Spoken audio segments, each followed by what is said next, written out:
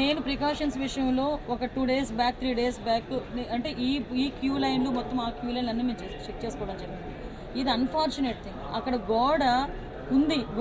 ఆ గోడ పిల్లర్తో కట్టాడా, సిమెంట్తో కట్టాడా, బ్రిక్తో కట్టాడా అన్నది ఎవరు కూడా మేము చూసుకోవడానికి మాకు.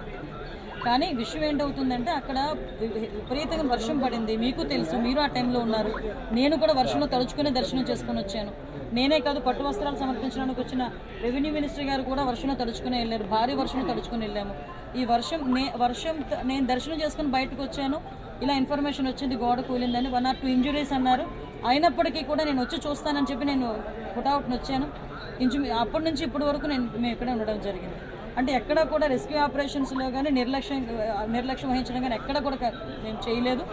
ఇమీడియట్గా క్షతగాతులు ఎవరైతే ఉన్నారో వాళ్ళందరినీ కూడా హాస్పిటల్కి తీసుకెళ్ళి మేము పంపించడం జరిగింది.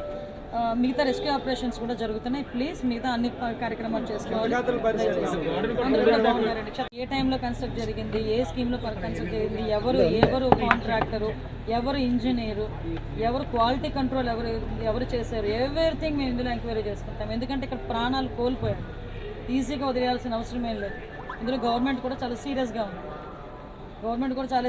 ఉంది. అన్ని కోణాల్లో నుంచి కూడా మేము విచారణ జరుపుతాం. ఎవరైతే బాధ్యులు ఉన్నారో బాధ్యులు కఠినంగా శిక్షించే ప్రక్రియ గవర్నమెంట్